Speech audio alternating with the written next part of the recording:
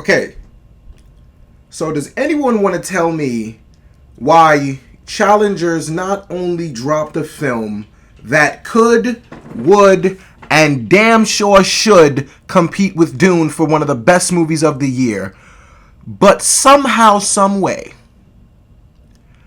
these motherfuckers simultaneously also not only dropped one of the best scores slash albums of 2024, but possibly of the goddamn decade. The entire soundtrack is nothing but absolute bangers.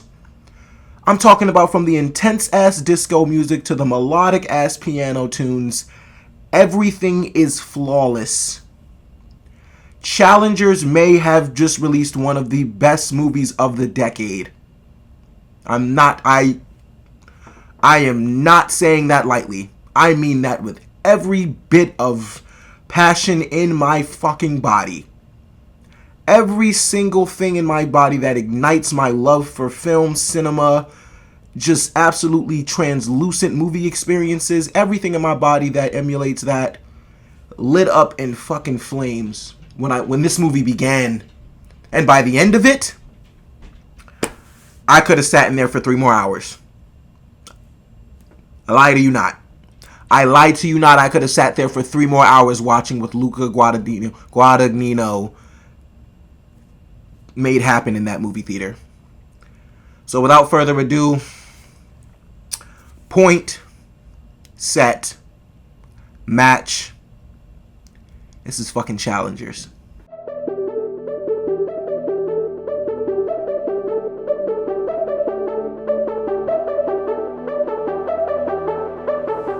Hey guys, it's your guy in the chair here, and look, this is my review for Challengers, starring Zendaya, Mike Fice, Josh O'Connor, and was directed by Luca Guadagnino. And our story follows 2 young tennis stars who fall madly obsessed / in love, however you want to see it, with this absolute tennis icon by the name of Tashi Duncan, played by Zendaya. And after Tashi suffers a career-ending injury, she finds any way possible to stay at the top of her game on and off the tennis court, because for her, it's always been about tennis. And that is the best way I'm going to describe this movie, because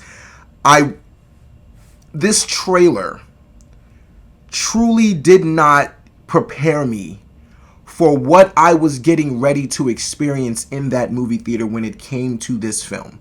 When it came to the game of tennis, I had no idea whatsoever what I was getting into. But once I sat down and this movie began for 5 minutes, 5 minutes, and this movie was already having me on the edge of my seat, absolutely locked the fuck in. I mean, my eyes were literally glued to the screen, and I was in absolute astonishment from the very opening frame of this film to the very last one. I lie to you not. But before I get into my praise for this movie, I want to talk about the brilliant marketing campaign that got at least maybe 80% of the male population in that goddamn theater. We're in there for Zendaya, and beyond that, people are there to just find out how gruesome, or maybe not gruesome of a threesome, but how just intimate this threesome really was going to be. We all were there for the threesome,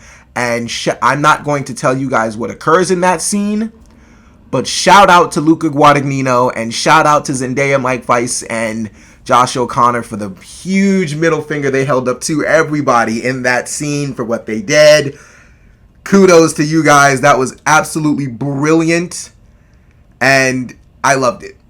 I loved what that scene did. I love that they basically marketed a lot of their campaign around that scene. They knew that's what they knew that frame is what would get everyone talking. It would get butts in seats, and once your butt is in a seat, you are in for a whole nother type of thrill ride. You are in for it's still sexy. It's sexy for sure. I cannot deny. It is sexy for sure. But the other elements to this film are all damn near perfect. I mean, literally from top to bottom. Everything that goes into making a film, from the performances, from the camera work, from the cinematography, from the facial expressions, from the hand gestures, the body language, from the score, from literally every aspect that you need to make a movie. Not even make a good one, just make a movie. Everything you need to put into a mixing bowl, all the ingredients you need to make a movie, they took those ingredients and perfected it.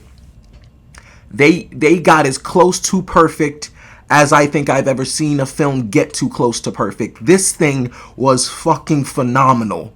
I'm like my energy, the way I'm going to be freaking out during this review, it is not. It's not. I was gonna say it's not non-justified, but I don't.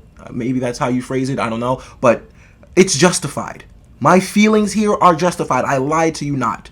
One of my friends who was becoming an avid movie lover before my eyes, and I absolutely love to see it, he grabbed me. I already knew I enjoyed the hell out of this movie once it was over, but this dude grabbed me by the shoulders in his seat and said, yo, that is one of the best movies I think I've ever seen in my life. And he said, I've never experienced something like that since Top Gun. And he might have been right. He might have been all the way right about that. And Dune is still one of them ones. Dune is still one of my favorite movies of the year. But there's a different type of appreciation. There's a different type of art going on in this film here. There's a different type of music being made in this movie right here. This movie is the literal definition of art. And the only other movie I kind of simulate to that, or not simulate, that's a terrible word. The only other movie I kind of compare to being the definition of art is Across the Spider-Verse, which is my favorite movie of all time. But also, speaking of, Luca Guadagnino knows ball because the Spider-Verse got a shout out in this movie, so they know. They already know what art is. They already know, like, they knew. Spider-Verse got a shout out in this movie, so yeah, they already had me at that point. I said, yep, they know ball. They about to kill this shit. They know what art is. Because this movie, I lied to you not, guys, is the literal definition of art. And I mean from every aspect that goes into making a movie, it is art. What you are witnessing is not something that is just an everyday type of movie. It's not something that you come across normally. This is something to be appreciated for years and generations to come. I mean, what occurred in this movie here absolutely blew my mind. And I walked in thinking I'm going to get a good movie. I'm thinking it's going to be a good movie. I didn't expect to walk out saying it's competing with Dune. I didn't expect the movie to truly compete with Dune until Furiosa came out. But here we are. Here we are with challengers, and it gave one of the meanest haymakers I've ever seen in a movie fight history. It truly gave Dune one of the meanest haymakers I've ever seen. And notice, I haven't even got to talk about the performance yet. I haven't even got to talk about the directing yet. I haven't even really got into the details of everything what I loved about this movie. But I'm all just been ranting because it is that good. It is that good. I lied to you not. I literally called like 30 people yesterday and I told my mom we got to go see it on Tuesday. I have to see this movie again. I have to witness what occurred in that movie theater again. It was pure, absolute, high octane sex. Sex is art too. It was sex. It was a relationship. It was intimate. It was everything. It was everything they promised us and so much more. So let me just get into the performances at this point. Actually, before I get into the performances, let me get into Luca Guadagnino's directing. My God. My God. I mean, this guy directed the fuck out of this movie. I mean, absolute. I'm telling you, everything that goes into making a movie, they perfected it. They got as close to perfect as humanly possible. Same with Dune. But this movie here, for me, took it to a whole nother level because everything is important in this movie. I mean, everything. I mean, look, Luca Guadagnino's directing in this film had, from the very jump, this chemistry between these three actors. he had their chemistry on a level of straight synchronization. They were in sync with each other. They could read each other's minds. They played off of each other so well. I don't know how they got to that type of relationship, but it was absolutely translucent watching them work in this movie. Luca Guadagnino's directing, the way that they portrayed tennis in this movie gave me a whole nother type of appreciation for this sport. And I've seen Battle of the Sexes, I've seen King Richard, and those movies were phenomenal. Those were really good movies, but this movie here really put you in the middle of the fucking tennis court. Literally, we literally put you in the middle of the fucking tennis court and let you understand how intense, how locked in, how scary it is to truly be out there with one-on-one by yourself, having to go back and forth. It's a mental game. It's ridiculous, and the way they just portrayed tennis in this movie was absolutely ridiculous. And I mean that in every single way. They played tennis the entire movie. Even when tennis is not being played, tennis is being played. And if you've seen the movie, that should make sense to you. Even when tennis is not going on, there are still tennis matches going on. There are still back and forth battles, back and forth banters. It's absolutely ridiculous. The writing in this film is phenomenal. Every word matters. Everything they're saying, and beyond that, like I said, every body movement, every gesture, every facial expression, every smirk, every grin, everything, every movement, every placement of where they're going to serve, how Patrick is... Oh, that serve is so cold! It is absolutely amazing what these people put together in this movie. The writing, oh my god. Me and my friends literally talked about this movie for 30 minutes after, just speaking strictly about the film and talking about how many lines in this movie were absolute bangers. And they came from all three of them. All three of these actors had some great lines in this movie. And like I said, the writing of it was translucent. The writing of this movie was absolutely translucent. And I'm watching these actors become absolute stars right in front of my eyes. I have to save the performances. I have to stay on track. I'm going to get to the performances, I promise you, but I have so much other things to absolutely praise this movie for.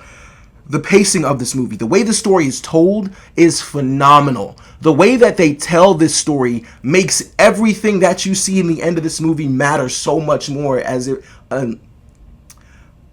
I'm sorry, I'm trying to get my words together. Everything that they show in this movie, by the end of it, you appreciate so much more because of the way that they told this story. It's not necessarily in order of they met first, then this happened, then this happened. It's not in sequential order. They kind of are at a pivotal match, at a challengers match, and they're telling their story in between the match. They're telling that, like, how everything got led up to this, and how this got to this, and how, how everything basically built up to this one match, and how important this one moment is in these two guys' lives and in Zendaya's.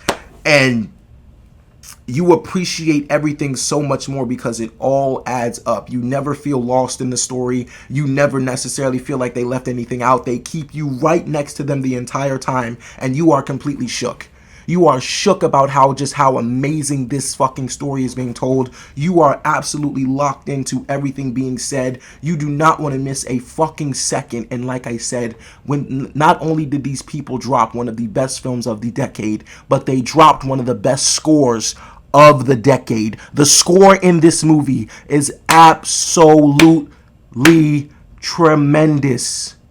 The score in this movie had me absolutely just twitching in my chair. There's nothing I love more than a great score in a movie. There's nothing more than I love that. Like having a great movie is such a great thing, but having a great score makes it that much better. And the entire score is absolutely phenomenal. There is a scene when Zendaya is literally talking about how tennis is a relationship, and there's a melodic piano score playing behind her. It is one of the most intense scenes I've ever seen in my life, and they're just talking. She's making she's literally sounding like LeBron James breaking down basketball. She's talking about tennis in a way that I want to talk about movies. She's talking about tennis in a way that not even most pros in their crafts talk about their crafts. She's talking about tennis in a way that makes you just absolutely squirm in your seat, because it was the monologue was delivered so well, and the score behind it, everything was art. Beyond that, the camera shots. The camera shots in this movie are ridiculous. I mean, the point of view shots, there is literally a shot on, they literally had to put a camera on the tennis ball, and you literally get a point of view of the tennis ball going back and forth and back and forth, and it's from the tennis ball's perspective. And then you even get other point of view shots from the rackets. You get point of view shots from the sweat, the intense looks. You get so many point of view shots that just say so much without saying a fucking word. It's art. It is absolute art. There's one camera shot that doesn't even have to do with tennis, where these two, Mike Feist and Josh O'Connor, are sitting at a table eating churros, having a conversation. They are in sync and in harmonization the entire time. They are making music. This movie is strictly music. They are showing how tennis is absolutely a harmonious type of experience, and they prove that throughout the entirety of the movie. They're making music, and it's the most beautiful sound I've ever heard. Lie to you not. It's absolutely phenomenal what they did in this movie here, and I think it's time. I guess we're at performances time. Like, I don't even know who to start with. Actually, I do, because we all, I think we were all there for Zendaya, although Mike Feist definitely deserves some props, because West Side Story, if you have not seen that, go watch it, because Mike Feist is phenomenal in that movie, and the West Side Story got me excited for whatever else I saw Mike Feist in. He's in this. He's going to be in The Bike Riders. Can't wait. But I'm going to start with Zendaya. Look, I do believe that Zendaya more than likely should be nominated for both performances as Chani and Tashi. But when I tell you, like, her performances in these movies are not even remotely close to each other, Tashi is down there, and like Chani's like right here. Tashi's way over there. It's not even close. It's not even close. Zendaya, yeah, she said that I literally said to myself that before this movie that Zendaya's performance in this film will more than likely solidify her in the Florence Pugh, Anya Taylor-Joy type category of just one of the best up-and-coming young actresses in Hollywood. She not only has solidified her spot next to those women, but she's now competing with those women for one of the best young actresses in Hollywood. Period. Zendaya crushed this role. Zendaya mutilated this role. Zendaya looked at this role like Thanos and just absolutely demolished everything in her sight. She was fierce. She was absolutely powerful. She was strong. She was smart. She was witty. She was absolutely fearsome. She was horrifying. She was vulnerable. She was every single thing, man. She was manipulative. Every single thing that Zendaya brought to this role, only she could have pulled off. She is absolutely in superstar status after this one. Like, Dune, she was great. And we knew that we were watching a great actress do great things, but oh my God. It's really not even close.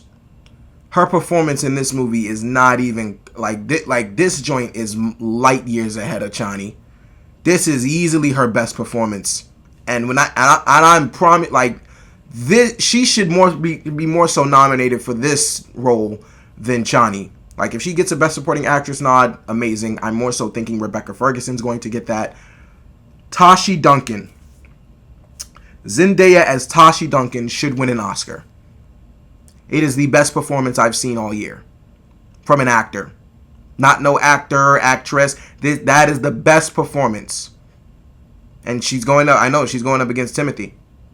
The Lisan Al-Gaib. I got you. I hear you. But I promise you there is a fight going on, and it's between Challengers and Dune, and I'm hoping Furiosa joins that fight too.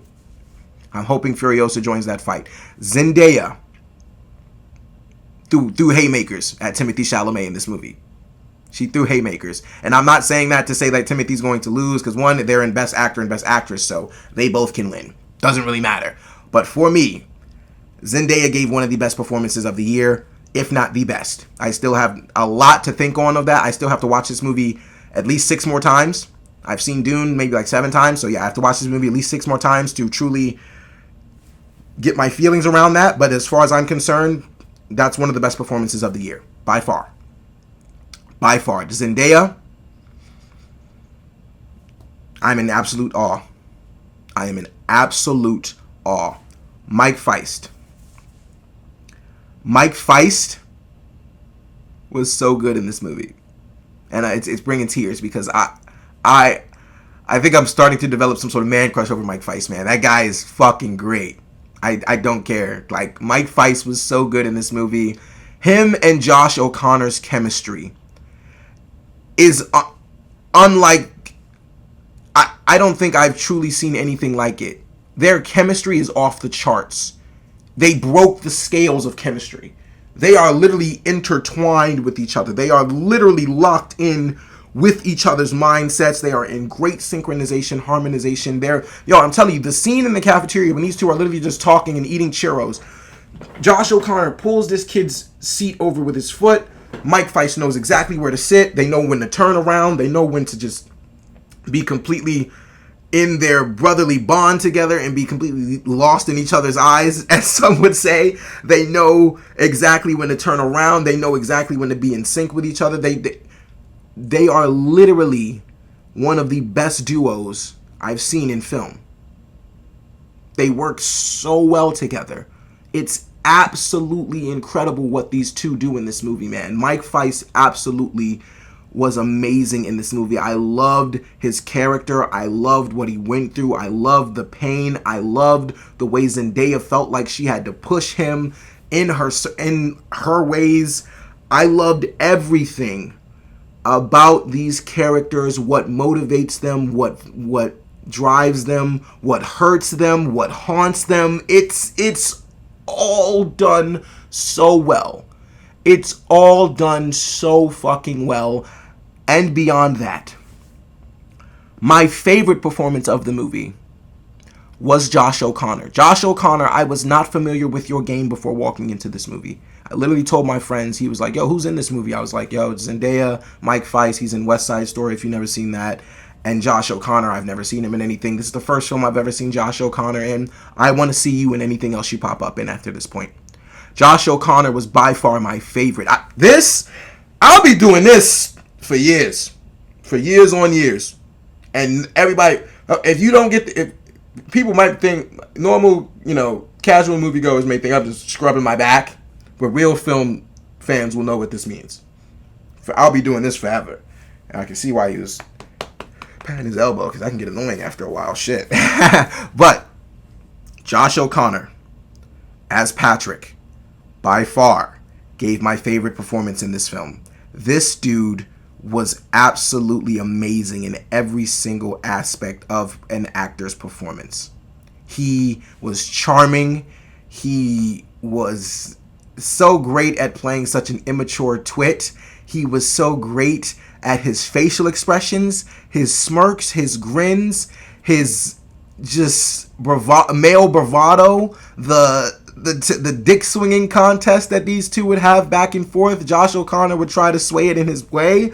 The things that they would say about each other's characters, they emulated those things so well. Like how Josh O'Connor was an immature twit, how Art was just a lapdog, how Zendaya was just an absolute manipulative bitch. I promise you, I'm not just saying that to say that she was a very manipulative bitch in this movie, but she was driven. She knew what she wanted, and when she put her sights on something, she did not stop until her goal was met. Tashi was an absolute fearsome character, but Patrick was, for me, the standout in the film. Like I said, I know Zendaya, yes, I still stand by Zendaya giving one of the best performances of the year, but Josh O'Connor should be nominated too. I don't know how the nominations should go between Josh O'Connor and Mike Feist. I really wanted Mike Feist to be my favorite in this movie, but it ended up being Josh O'Connor. Josh O'Connor in this movie completely blew me away. completely, absolutely had me in awe, in shock and awe the entire movie, because I was just like, there's no way this kid is that good at acting. There's just no way these motherfuckers are that in sync with each other. There's no way these guys just know how to do these things, where to be. And like I said, this movie is pure art. This is the shit when you go to an art museum and you're just staring at a piece and you know it's supposed to be saying something to you and you just can't take your eyes off of it. And it's pure art. Some people, like, yes, the term nowadays is peak cinema, pure cinema, whatever. This is art. Cinema is art, so it's all the same. But this movie here was beyond anything I could have imagined it was going to be. It exceeded all my expectations. It demolished all my expectations. And I sit here now absolutely anticipating the next time I get to watch this film. I cannot wait to see it in IMAX. Shout out to Alamo Drafthouse. It's one of the best places on earth. But I cannot wait to see this movie in IMAX. Because it made no sense. And the last 20 minutes of this film, from the sauna scene to the very last frame, is some of the most intensive, locked in type shit I've ever witnessed in a movie theater. They are not playing around in this film. They are not joking. They came here to fucking challenge Dune. It's crazy because challengers, that word, that the title of that movie can be used for so many different things. It was a challengers match that they were in. They ended up being challengers. They're going to end up challenging, being the challengers against Dune for one of the best movies of the year. That word is what, a double entendre, triple entendre. It can be used for a lot, but guys, I've sat here for I don't even know how long, and I could sit here for a lot longer and talk about this fucking movie. But if my rant has not convinced you already to go see this goddamn movie, I don't know what else I can do. But please, go see this movie. Go support, go watch, go witness what these people are doing in this film, because every aspect of it is pure art. And that is the best way I can put it. And ladies and gentlemen, for all those reasons and so many more, guys, I'm going to give Challengers a 5 out of 5 stars. All right, guys, so Challengers, have you seen it? What did you think about it? Look, thank you so much for watching. I really do appreciate it. Guys, be sure to like, share, subscribe, all that good stuff and so much more. Look, this is your guy in the chair. More content coming to you soon.